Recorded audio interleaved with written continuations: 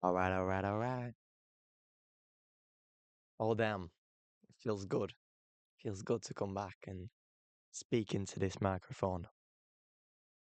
I had this urge to film myself speaking into this microphone. I was watching a George Poulos podcast again, like always. And every time I watch his videos, and they always bring me a lot of insight. And he made me just want to go and express myself in the way that's easiest for me, speaking into a microphone. Strange that over the years, well, it's not surprising at all when you look at my past that talking to a microphone is for me the easiest way to express myself. It's not the only way. I did write a lot consistently for quite a while, and strangely enough, I wrote today. Um, writing, writing made me love that sweet, sweet feeling, which is clarity, just feeling,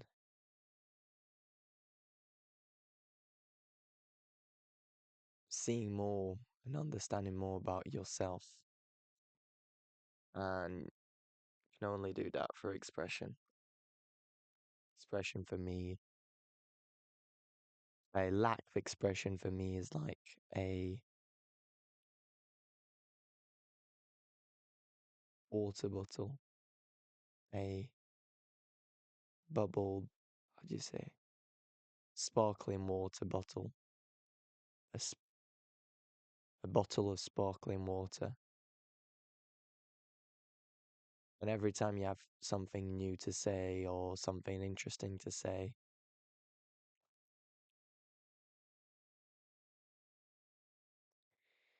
each time the bottle gets,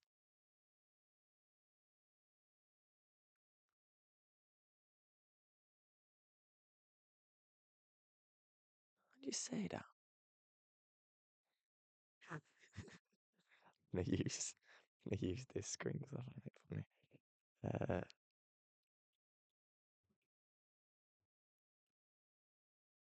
Shaken. Um, it's when the bottle gets shaken every time there's a new information, a new intake. And the more you shake that bottle, the more that water wants to come out. And the more you shake that bottle, the more the universe shakes your bottle. And you don't let the water come out. At the moment, the feeling, you're going to start feeling is tension bubbling up in you.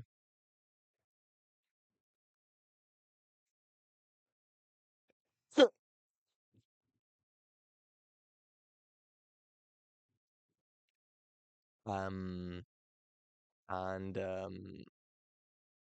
I certainly felt today like my water bottle needed to be opened up. I've just realized the sexual um, connotation. I didn't mean that. But my goal today is to speak authentically by just showing up. I have nothing prepared. I just wanted to show up. Fuck perfectionism. I just wanted to show up. Speak if I wanted to speak about something. And honestly, I was watching Tabs. It's a video of a guy that like gives us more information about a certain figure in show business, like Matthew McConaughey. Yeah, did you know that we should say Matthew McGonaghy, not Matthew McConaughey? Prefer Matthew McConaughey. Matthew McConaughey, I really like him. I really like his way of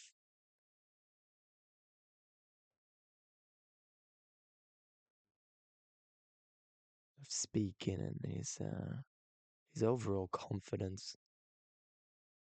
I think that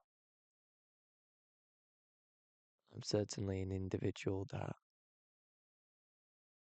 maybe shows confidence, but often enough, I don't feel confident inside of me. Rarely. I rarely am confident in the inside and outside at the same time. But I kind of was confident these past few months and days because I dropped out of university, dropped out of film school. Uh, Fucking hell, I've told this story, I've told the reason behind my departure so many fucking times that it's lost all its meaning.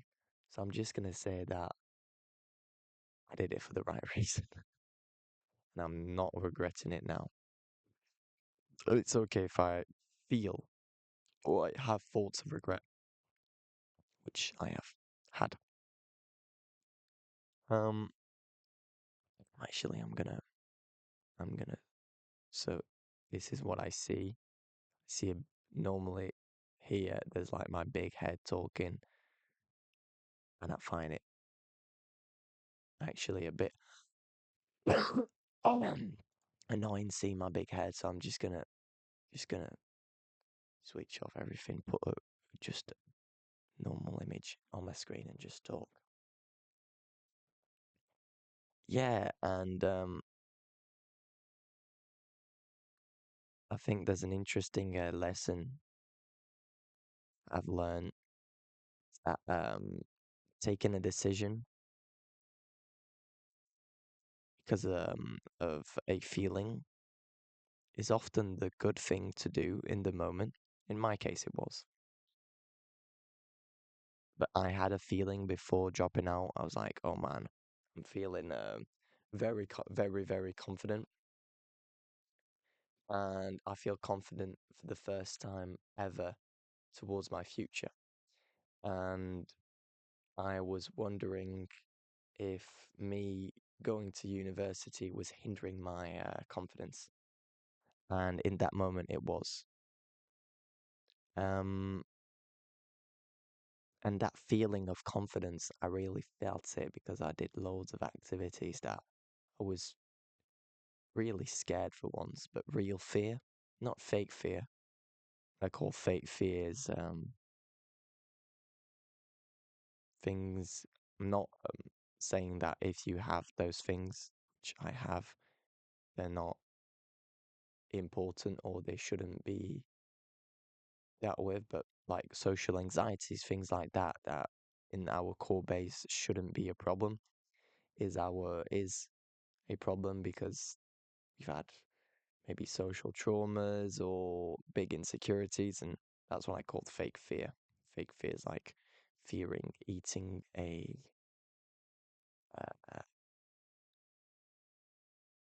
fish. It's feeling that feeling um, humans can have when they're really under attack, when their life is at stake. And while eating a fish, you're not really gonna die, are you? It's this famous phrase. This guy is quick way to not feel fearful or not have anxiety is asking yourself this simple question: is the tiger behind you gonna eat you? That's my phrase because I totally just the guy didn't say that, but I'm gonna say that. Is the tiger gonna eat you that's behind you?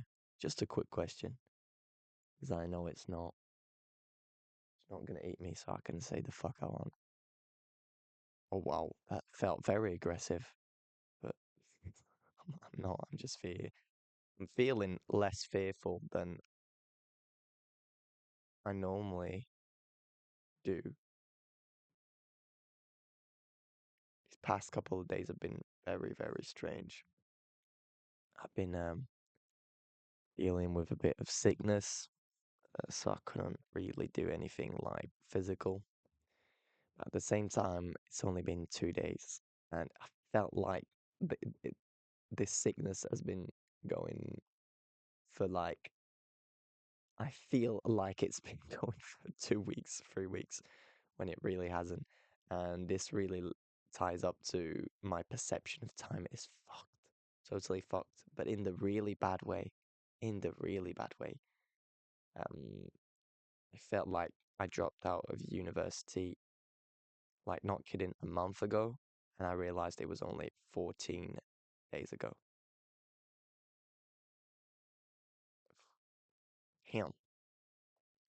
And every time something happens in my life, I feel like it's been an eternity. It's been there an eternity, but it hasn't. It really hasn't.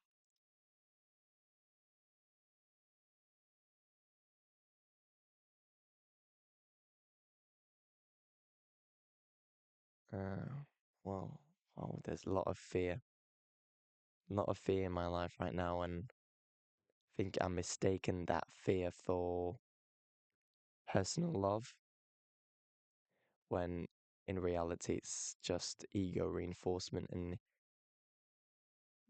ego fear.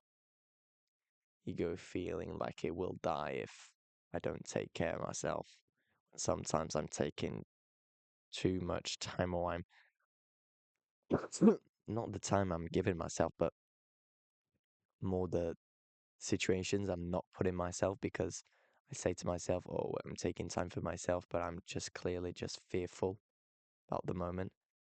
And I think I took a really good resolution very naturally these past couple of months, was to prioritize my needs. And it often is very helpful because I forget my needs. I forget sometimes my mental health and physical health is way more important than going to this bar or something like that. I think I've pushed it to the max, where now I'm really deciding what I'm gonna do with my day, what I'm gonna do with my social life. And I'm very scared about my social life. Whereas I thought it was self-love, taking care of myself, uh, thinking that no, I shouldn't go there, I shouldn't do that with that person because uh, I don't want to do it, or I don't feel like it. More or less, it was just fear because the moments, then the night or the day, the time I had, therefore my hands, because I said no to, for example, seeing my friend, it wouldn't be more enjoyable, wouldn't feel better. So I'm kind of in a conundrum, conundrum, conundrum. I don't know. Questioning myself. Have I actually obeyed to the ego way too much these past couple of months? Like way too much. Uh, I, s- I can hear myself saying this phrase. I'm not. I don't feel safe when I'm not in control. Holy shit! I would have heard myself saying this phrase like a year ago. I I I'd have like a full essay ready for myself saying, okay, so your need of control is ego based. This is why, why. I think I've been so out of touch with the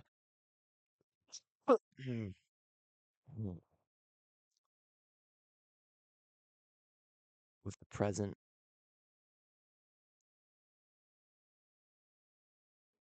with love. I've without knowing,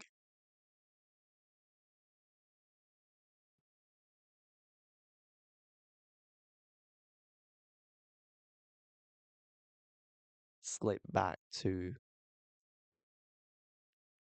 a very comfortable feeling of control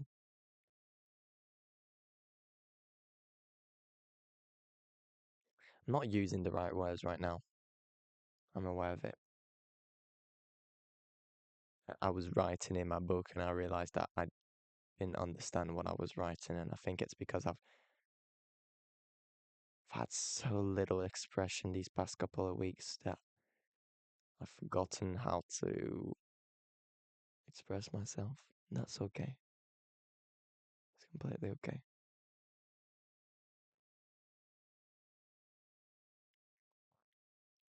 So I'm realizing now that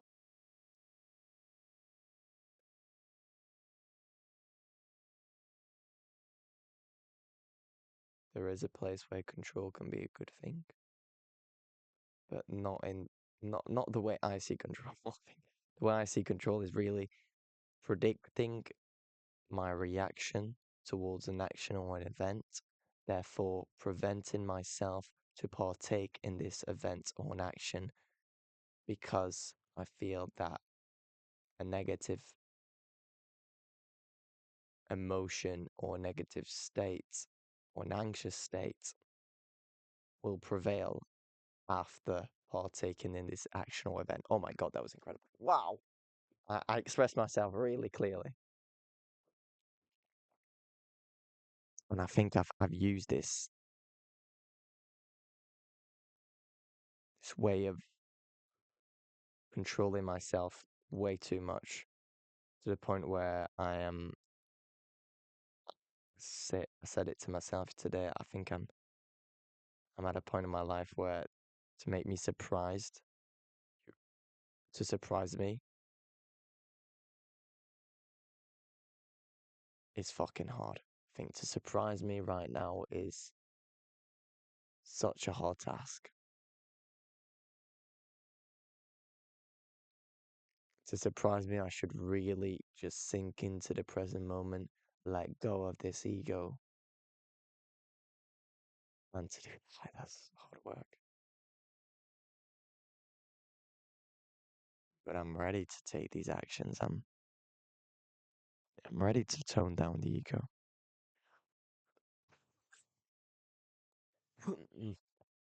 I've partaken in an intimate relationship the past couple of weeks. I don't know how many days or weeks it's been. Um, no, 20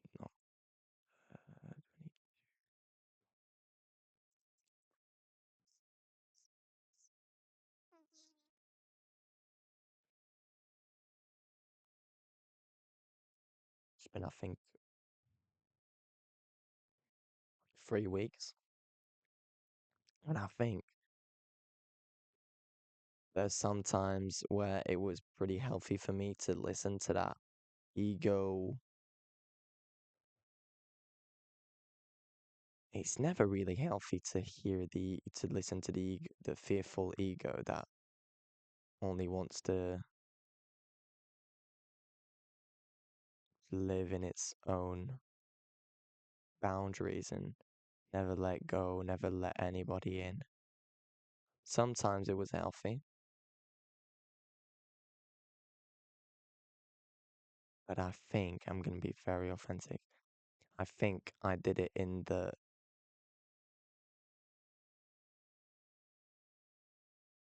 desire of a long-lasting intimate relationship, at least a healthier intimate relationship than my last one.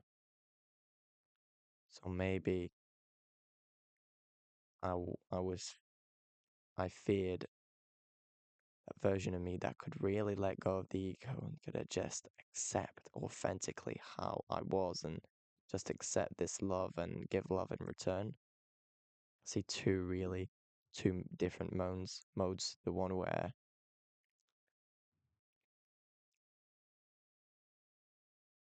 in brackets I'm in control, and the one where I'm not in control and I'm just being. I think I'm scared to be in that being because I'm scared it will end our intimate relationship.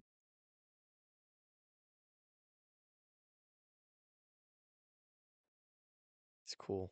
It's cool to say this on a microphone. Feels cool.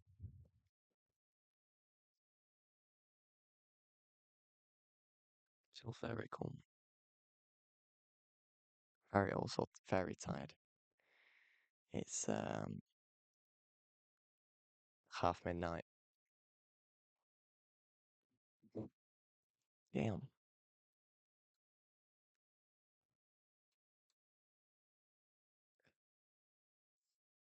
I just don't have much clarity at the moment.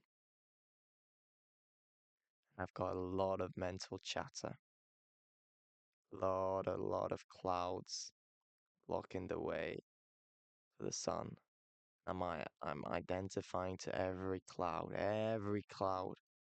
every desire, every thought I'm identifying to. And I'm inviting every desire, every thought to come in. That is good. But I'm identifying to all of these. I'm giving them too much time and my attention.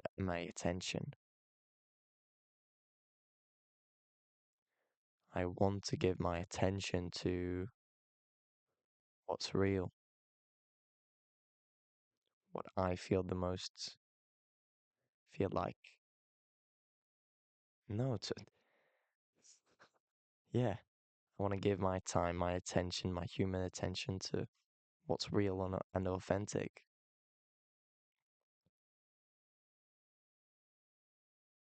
Love, in a sense. Love is a big word.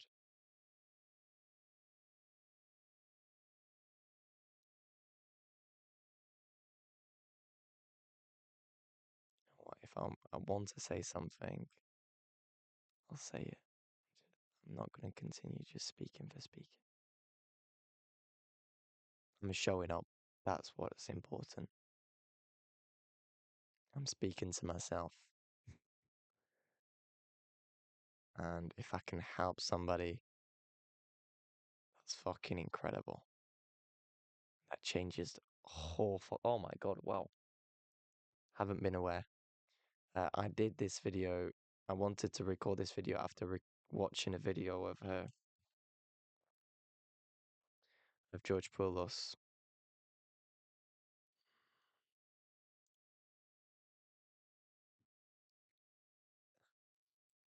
Oh,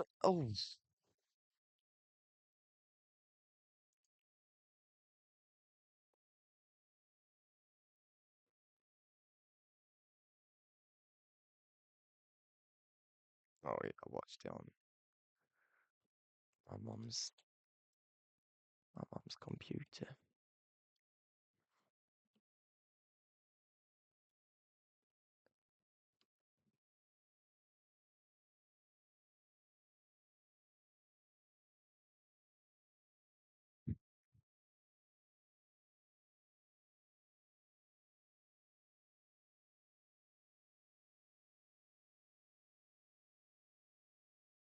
All right, welcome back to the George Poulos podcast.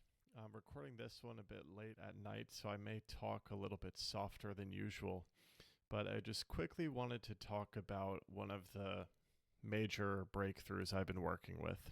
So, this is one of these major lessons I've been learning throughout my meditation teacher training at 3 Joules.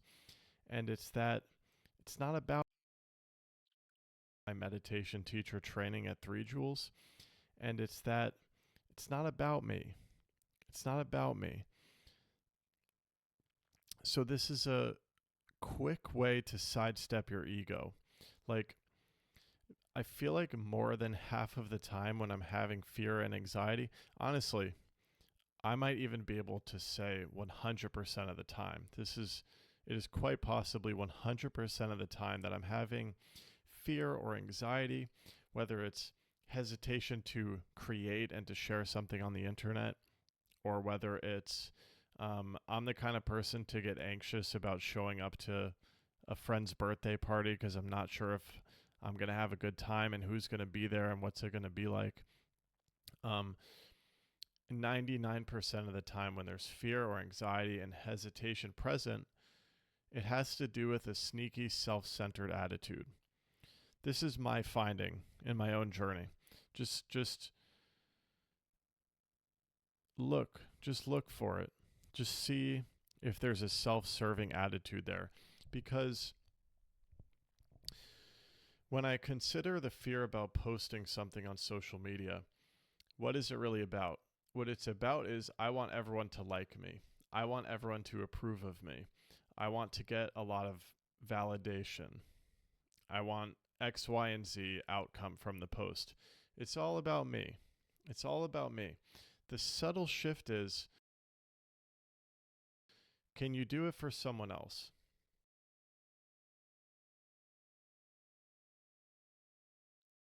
Can I do this podcast for someone else? Well,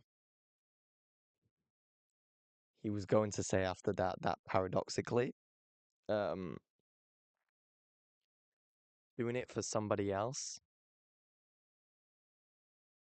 helps you more than you think. Help fulfills you fulfills you more than um thinking only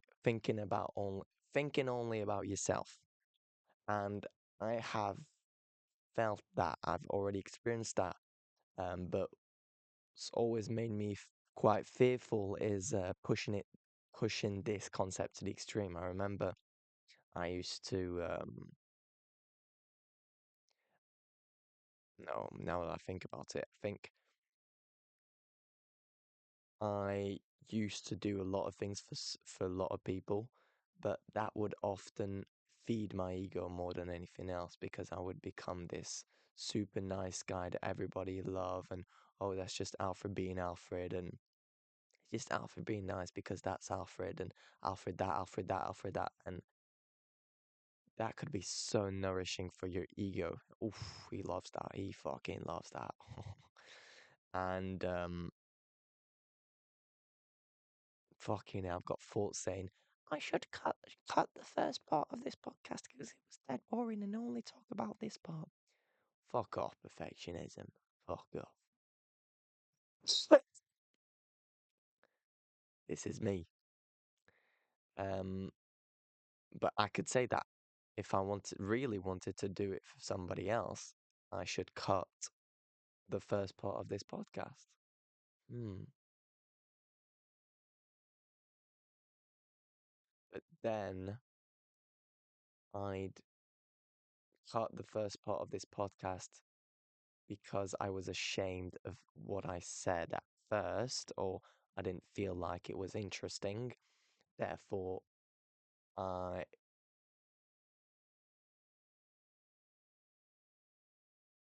I tell you guys and tell me that I'm in search of your judgment.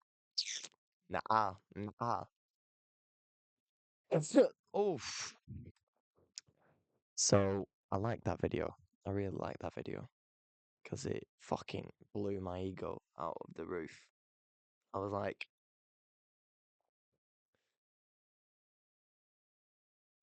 holy shit, I've actually only done things for my ego. I am always, it's so fucking, it takes so much energy just thinking about yourself all day. It takes so much energy. What am I gonna eat? Am I gonna feel like that? How about chakapa? Chaka chaka chaka chaka. Another world opens to you when you sidestep your ego. The world of giving, the world of love. And paradoxically, that's what he was going to say. Let's give it to GP. The birthday party anxiety example is perfect. Can I show up to this birthday party so I can love that person whose birthday it is and so that I can make them feel Actually, he wasn't going to say that.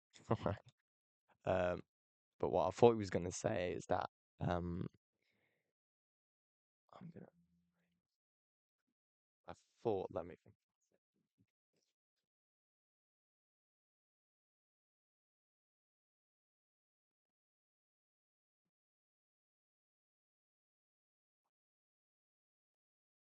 Yeah, you can see it. That's funny.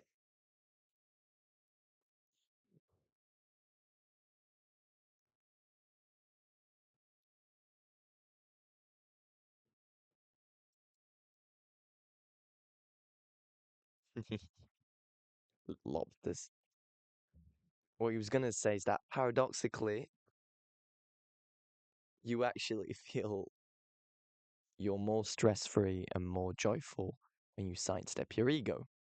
And that's very counterintuitive to how we've been taught and educated. And I think in my mind, there's a part of me that says, well, that's literally the definition of a people pleaser. People pleaser is someone that puts himself second and always wants to please others. But what if, right? So you're stepping aside and stepping aside your ego and giving love to somebody else. When you give love to somebody else, it's not for the judgment, then them to then value you. That's people pleasing. People pleasing is being scared of the judgment of others. Okay. People pleasing is sidestepping sidestepping your needs in order no in the hope of somebody else loving you when okay, don't worry.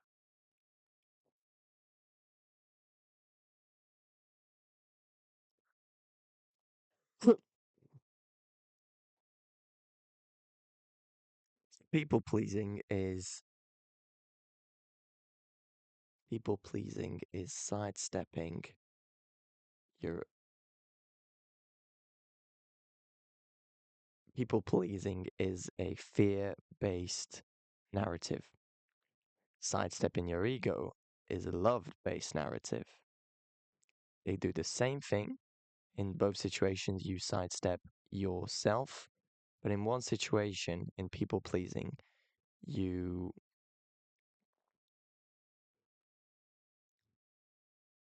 you see yourself as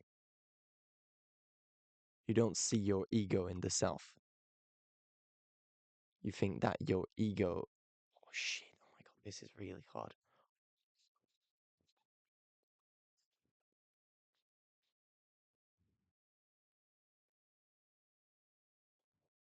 Um, shit. Um, mm,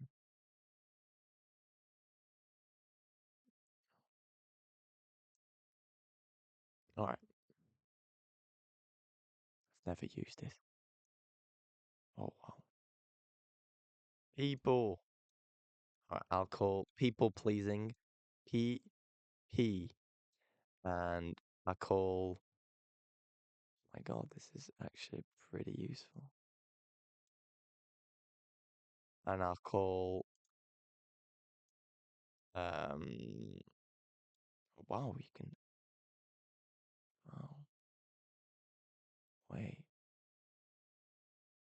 Oh wow, that's cool. PP for people pleasing. Oh wow, can actually do a lot of things on here. Oh, perfect. People pleasing. Bank. Broadway. I don't give a shit. No, we'll do balloon.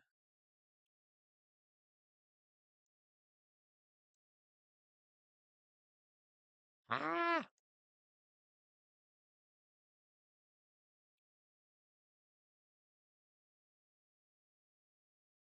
People pleasing and sidestepping your ego. Uh, ego. Just ego.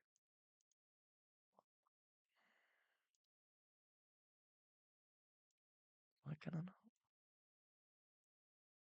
What? Why is it all in this color? I didn't ask for it to be in this color. All right, fuck that. All right, we've got people. Oh,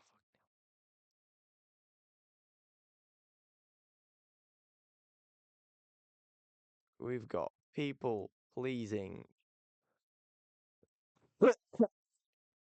Then we got ego. Oh my God. Um, in one case, this is fear. In the other case, oh, actually, I've just realized that you can't see my.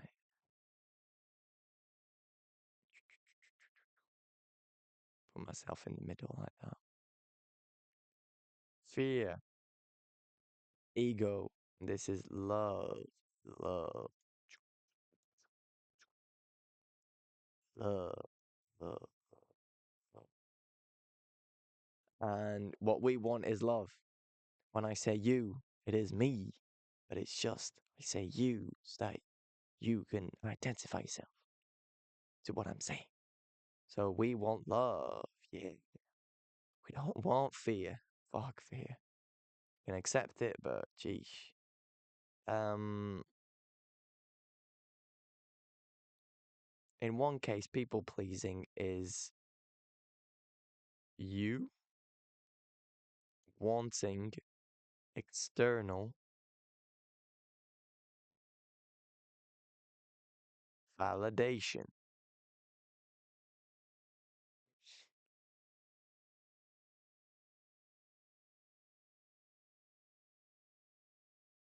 Or fearing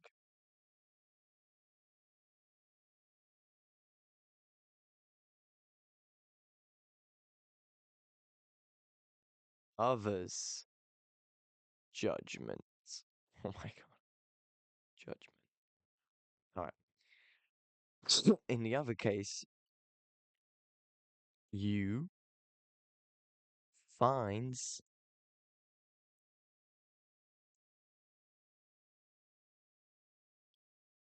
love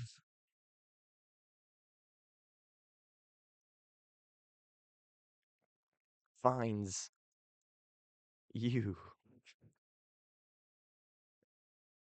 by making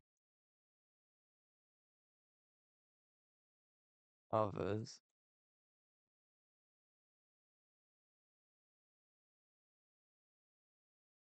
your number one. And oh well.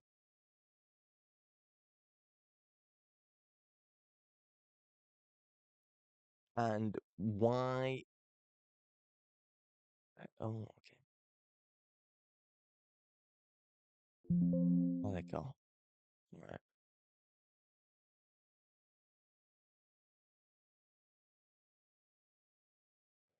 Uh, but oh,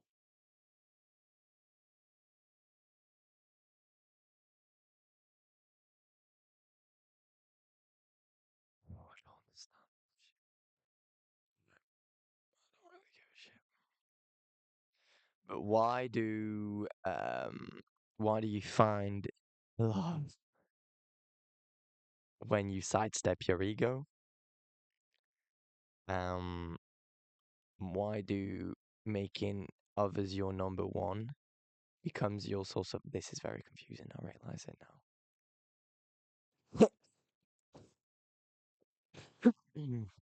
um right, now that I've written it oh shit. Now that I've written it down, I think I've got it clear in my head. People pleasing is basically a fear made tactic to because you fear-based mechanism because you fear other people's judgment. And when you fear other people's judgment, you're in search of external validation. Therefore, it is not healthy at all.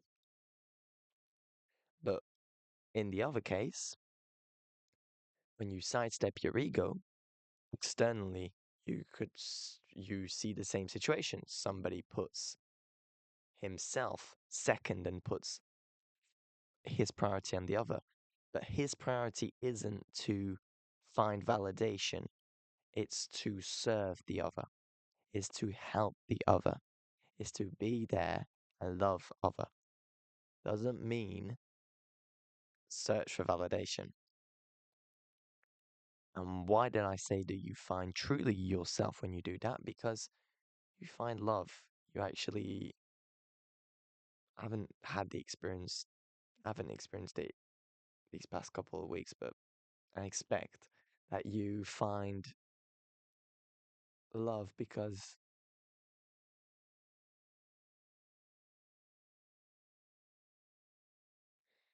in a more spiritual,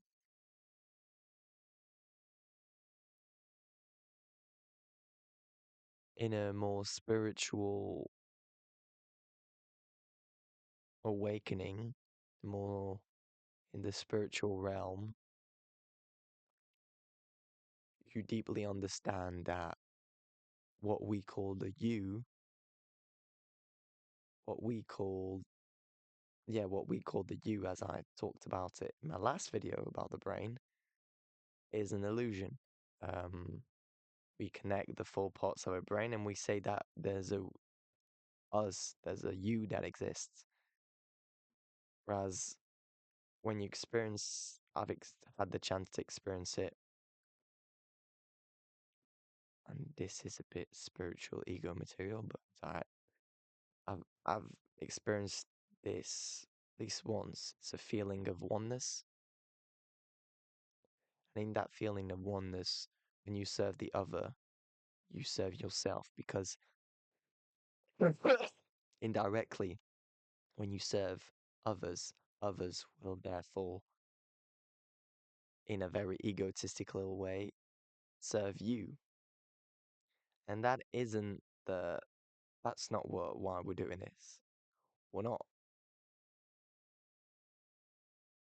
serving others so that they can serve us back, but because it's such a shift in perception, shift in experience that I cannot talk much about it. Something to experience.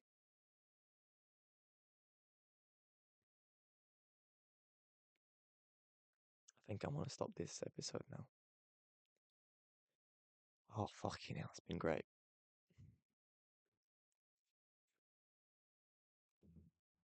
It's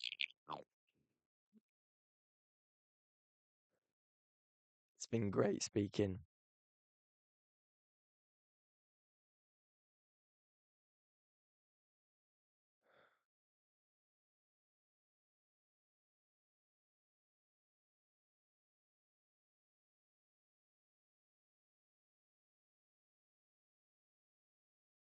Feel content.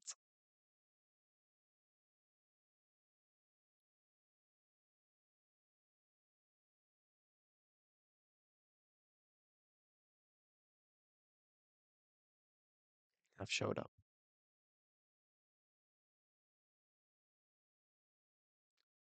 Love you.